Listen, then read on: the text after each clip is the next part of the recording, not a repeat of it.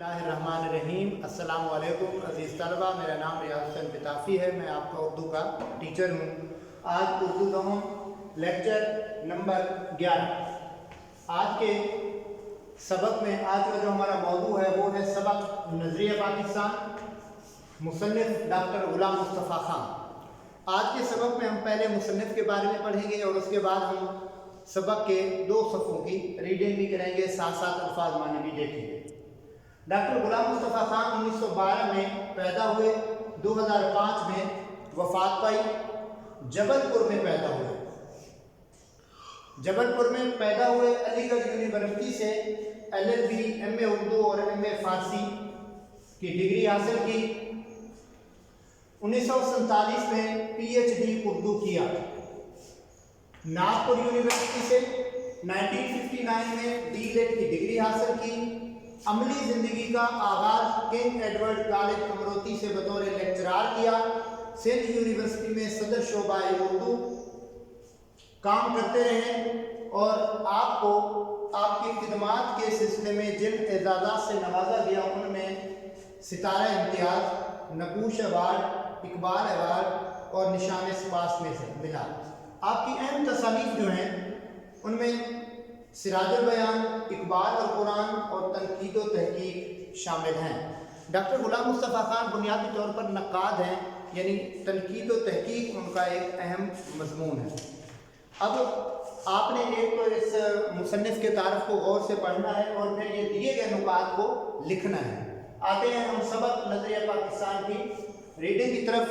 میں نے کچھ الفاظ کے مشکل الفاظ کے معنی بھی لکھے ہیں، پہلے میں آپ کو ریڈنگ کر کے سناتا ہوں اور اس کے ساتھ ساتھ میں مشکل الفاظ کے معنی بھی لکھتا جاؤں گا۔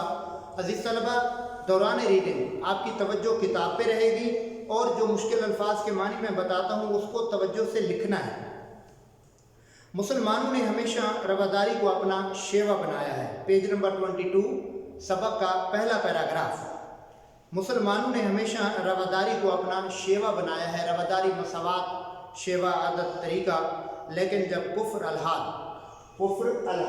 جیسے میں نے لکھا یہاں پہ رواداری مساوات، شیوا عادت طریقہ، کفر الحاد بے دینی۔ الحاد کا لفظی مطلب ہوتا ہے دین سے پھر جانا۔ غلبہ حاصل کرنا چاہتا ہے تو مسلمان اس کے مقابلے کے لیے ڈٹ کر کھڑا ہو جاتا ہے، ڈٹ کر پوری قوت کے ساتھ، طاقت کے ساتھ۔ بادشاہ اکبر کی بیجا رواداری، بیجا بہت زیادہ، اور ملکی سیاست میں ہندو کے عمل دخل کی وجہ سے ملک میں کافرانہ طور طریقے اس قدر رائج ہو گئے تھے، رائج ہونا، رواج پا جانا، کہ مسلمانوں کی آزادی خود ان کے دینی معاملات میں بھی ختم ہو گئی تھی۔ چنانچہ اکبر کے آخری دور میں اسلام کی سربلندی کے لیے حضرت مجدد الف ثانی کھڑے ہوئے۔ حضرت مجدد الف ثانی کی شخصیت پر حاشیے میں تھوڑا سا لکھا گیا ہے، نیچے حاشیہ نمبر 1 میں دیکھیں۔ حضرت مجدد الف ثانی 1564 یعنی 1564 سے لے کر 1624 1624 نقش بندی سلسلے کی اہم شخصیت۔ آپ نے جہانگیر کے زمانے میں محض دین کی خاطر قید و بند کی سختیاں جھیلی، برداشت کی اور اسلامی قدروں کو نئے سرے سے فروغ دیا، پھیلایا۔ ان کے اثر سے شاہجہاں اور اس کے بعد اس کا بیٹا اورنگزیب دین کا خادم بنا، لیکن اورنگزیب کے بعد ہی ان کے بیٹوں کے بہمی نفاق، بہمی آپس کے نفاق، نا اتفاقی اور کمزوری کی وجہ سے مغلیہ سلطنت کا زوال شروع ہو گیا۔ مراٹھوں اور ہندو کے کئی گروہوں نے سر اٹھایا، انگریزوں نے اپنے قدم جمائے اور ملک میں انتشار پھیل گیا، انتشار بعد امنی۔ لیکن ایسے گئے گزرے حالات میں بھی قوم کو فروغ دینے اور اسلام کو سربلند کرنے کے لیے کوششیں جاری رہیں۔ چنانچہ میسور کے سلطان حیدر علی اور اس کے بیٹے سلطان ٹیپو نے نہ صرف ہندو اور انگریزوں کا مقابلہ کیا بلکہ افغانستان، ترکی اور پھر فرانس کو بھی اپنے ساتھ شامل کرنے کی کوشش کی، لیکن ملک کے دوسرے سرداروں نے ساتھ نہیں دیا اور انہیں کامیابی حاصل نہ ہو سکی۔ اسی زمانے میں شاہ ولی اللہ دہلوی حاشیہ نمبر 2 میں ان کی تفصیل لکھی گئی ہے، نیچے حاشیہ نمبر 2 دیکھیں۔ شاہ ولی اللہ دہلوی 1703 یعنی 1703 سے لے کر 1763 یعنی 1763 تک عالم دین تھے، آپ محدث تھے اور مصلح، اصلاح کرنے والے قوم کی، اور ان کے صاحبزادوں نے مسلمانوں کی اخلاقی اور معاشرتی برائیوں کو دور کرنے کی تحریک شروع کی۔ फिर इनके पोते शाह इस्माइल ने अपने मुर्शिद सैयद अहमद बरेलवी के साथ इस्लामी असूल को दोबारा राइज रिवाज देना, लागू करना और मुल्क को गुलामी से आज़ाद कराने की कोशिश की। 1831 में अपनी जान कुर्बान कर दी। ताहम उन्होंने मुसलमानों के दिलों में जोश और बलबला पैदा कर दिया था। चुनाचे 1857 की जंग आज़ादी में मुसलमानों ने फिर अपने कदम जमाने की कोशिश की, लेकिन अंग्रेज़ी इक़्तिदार कब्ज़ा मुस्तहकम मजबूत हो चुका था, इसलिए उन्हें कामयाबी ना हो सकी। इस ज़माने में सर सैयद ने मजबूरन अंग्रेज़ों से मफाहमत को गनीमत समझा, मफाहमत दोस्ती गनीमत जाना बेहतर समझा और मुसलमान कौम की अखलाकी और तहजीबी इस्लाह पर तवज्जो दी। पेज नंबर 23 पर है। और उनके दिलों के एहसास कमतरी को दूर करने की कोशिश भी की।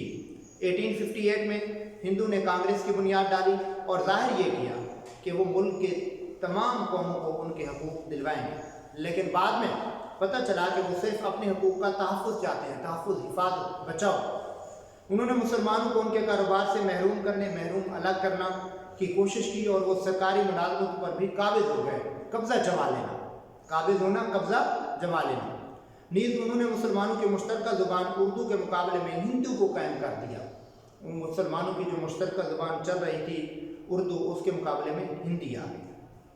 सर सैयद ने मुसलमानों को हिंदू की कांग्रेस और उनकी सियासत से अलहदा करने की कोशिश की और उनके एक दोस्त मौलाना मोहम्मद कासिम ने देवबंद में मुसलमानों की दीनी तालीम की तरफ तवज्जो दी। फिर सर सैयद के एक रफ़ीक नवाब वकार मुल्क ने 1906 में कुल हिंद मुस्लिम लीग के नाम से मुसलमानों की एक अलग तंजीम जमात की बुनियाद डाली। ये तंजीम ढाके में कायम हुई थी, जहाँ हिंदू ने साजिश चाल मुसलमानों को ज़ब्त नुकसान पहुँचाने के लिए मशरकी बंगाल और आसाम का वो सूबा जिसमें मुसलमानों की अक्सरियत थी ख़त्म करा दिया और 1911 में इसी इलाके को फिर बंगाल में शामिल करा दिया।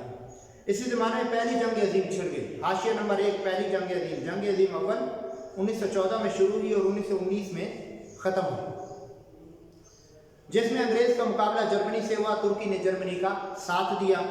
हिंदुस्तान के मुसलमान चूँकि तुर्की के सुल्तान को हिजाज की खिदमत करने, हिजाज मुक़द्दस मकामात खिदमत करने की वजह से खलीफा इस्लाम समझते थे, इसलिए उन्होंने माली और तिबी इमदाद बाहम पहुँचाई, जिसकी वजह से हुकूमत बरतानिया को मुसलमानों से दुश्मनी पैदा हो गया। लेकिन उन्होंने यहाँ के मुसलमानों से वादा किया कि अगर हमको इस जंग में फतह हासिल होगी तो हम किसी तरह भी तुर्की को मज़ीद नुकसान नहीं पहुँचाएंगे। ये वादा महज फ़रेब था, महज सिर्फ फ़रेब, धोखा। चुनाचे जब अंग्रेज़ों को फतह हासिल हुई तो वो अपने वादे से फिर गए और उन्हें तुर्की की वसी सल्तनत के टुकड़े कर दिए। यहाँ के मुसलमानों को इस फ़रेब, इस धोखे की वजह से बहुत तकलीफ पहुँची, दुख पहुँचा।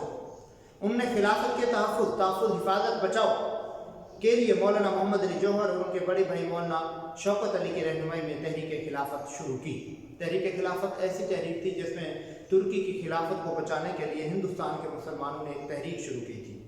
इस ज़माने में हिंदू ने मुसलमानों को हिंदू बनाने के लिए शुद्धि की तहरीक शुरू की और इनको ख़त्म करने के लिए सिगरेट की तहरीक भी शुरू की।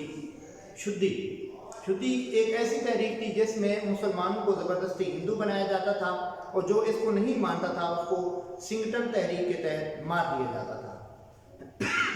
फिर 1928 में कांग्रेस ने जो नेहरू रिपोर्ट शाया की, इसमें मुसलमानों के लिए अलहदा नुमाइंदगी का असूल जो वो 12 साल पहले तस्लीम कर चुकी थी, मान चुकी थी, बिल्कुल नज़रअंदाज कर दिया, भुला दिया। अजीज़ तलबा, ये पेज नंबर 23 तक मैंने रीडिंग की है। कुछ अल्फाज जो इसी पैराग्राफ में से, इन्हीं सफ़ात में से मैंने लिए हैं, वो ज़रा एक दफ़ा फिर देख लें। रवादारी मसावात, शेवा, आदत, तरीका, अमल, दखल, मुदाखलत, फ़िरोग, फैलाना, इसी तरह इंतशार, बदअमनी, मुस्तहकम, मजबूत, मफाहमत, दोस्ती, इस्लाह, दुरुस्ती, इसी तरह तहफ़्फ़ुज़, हिफाजत, काबिल, कब्ज़ा करना, तंजीम, जमात, छिड़ गई, शुरू हो गई, अक्सरियत, तादाद में ज़्यादा होना, महज, सिर्फ। अज़ीज़ तलबा, मुझे यकीन है कि आज का सबक आपको समझ आया होगा। फिर भी कोई मसला हो तो आप मेरे नंबर पर व्हाट्सएप पर मुझसे रब्ता कर सकते हैं और हमारे इस लिंक पर आएँ और हमारे तमाम ये जो लेक्चर हैं इनको ज़रूर देखें। अस्सलाम वालेकुम व रहमतुल्लाह।